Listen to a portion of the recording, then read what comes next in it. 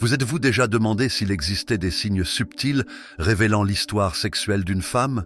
Aujourd'hui, nous plongeons dans un sujet à la fois controversé et fascinant.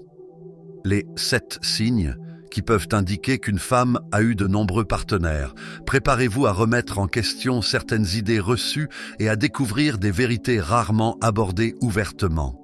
Dans l'univers des relations et des rencontres, identifier des indices suggérant une diversité d'expériences sexuelles n'est pas tant une critique qu'une exploration des comportements humains et des dynamiques intimes. En examinant ces signes, l'objectif n'est pas de juger, mais de mieux comprendre. Nous visons à inspirer des échanges plus ouverts et sincères dans vos relations.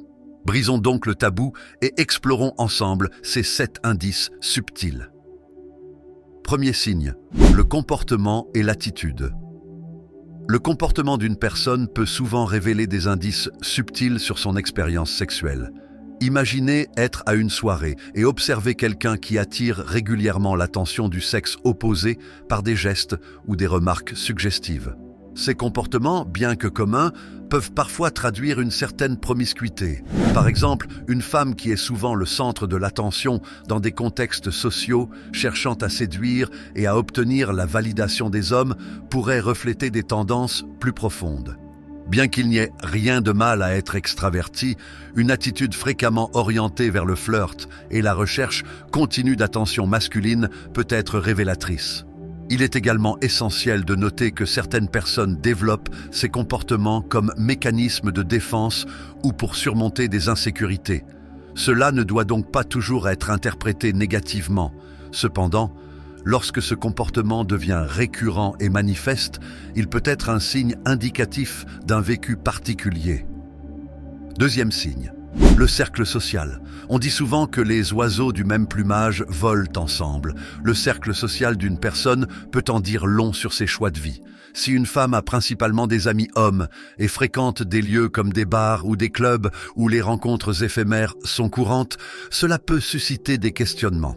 Bien sûr, sortir entre amis n'a rien de négatif en soi, mais si cela devient une habitude associée à des environnements favorisant les interactions occasionnelles, cela pourrait refléter une certaine familiarité avec ces dynamiques. Au-delà des fréquentations, il est également intéressant de voir si la personne est entourée de relations stables ou d'amitiés souvent marquées par des tensions ou des ruptures. Une forte instabilité sociale peut parfois traduire des comportements impulsifs ou un goût pour l'aventure. Troisième signe, les habitudes de consommation d'alcool ou de drogue.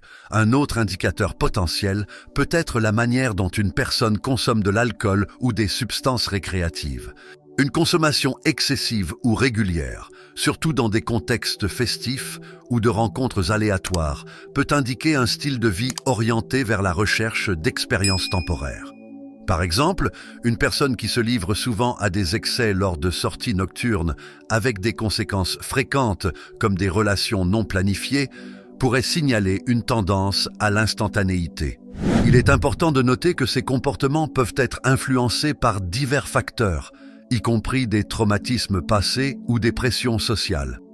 Loin de juger, il s'agit plutôt de comprendre le cadre global dans lequel ces choix s'inscrivent. Quatrième signe, les signes physiques. Abordons maintenant les signes physiques. Il est crucial de traiter ce point avec empathie et respect, car juger l'apparence physique seule est inapproprié. Toutefois, certains aspects, combinés à d'autres signes, peuvent fournir des indications.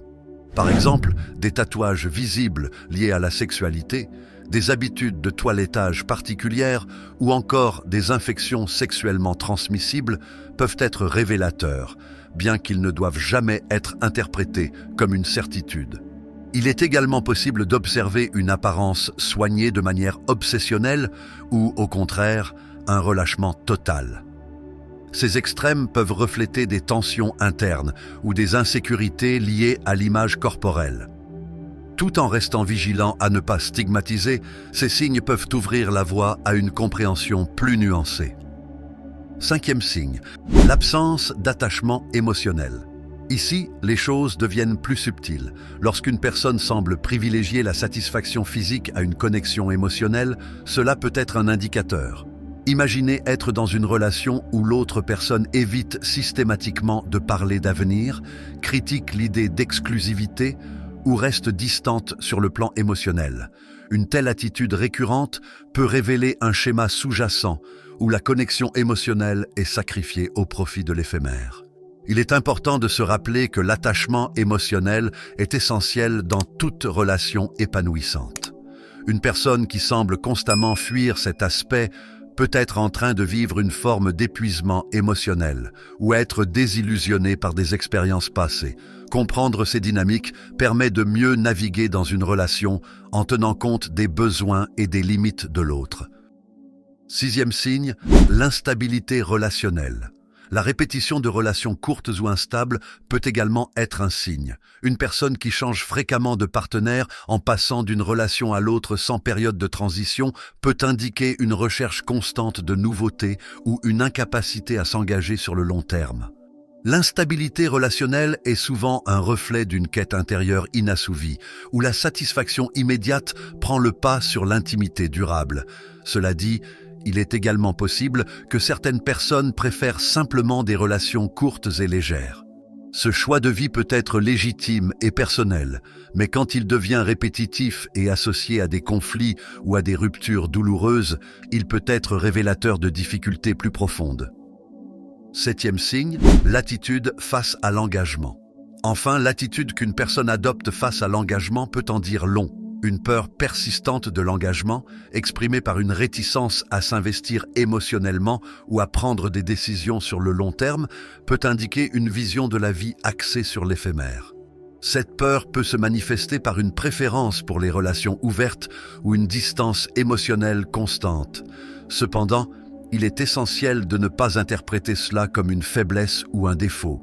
Certaines personnes choisissent consciemment de ne pas s'engager en raison de leurs aspirations personnelles, de leur mode de vie ou de leurs priorités. Dans ce cas, il s'agit plutôt d'une indication de valeur et de croyance qu'il est important de respecter et de comprendre. En conclusion, bien que ces signes puissent fournir des informations, ils ne doivent jamais être utilisés pour juger ou stigmatiser. L'objectif est de développer une compréhension plus profonde, d'encourager des communications authentiques et de construire des relations basées sur le respect mutuel. Voilà, nous arrivons à la fin de cette vidéo. Dites-moi ce que vous en pensez dans les commentaires et soutenez-nous en vous abonnant et en partageant cette vidéo.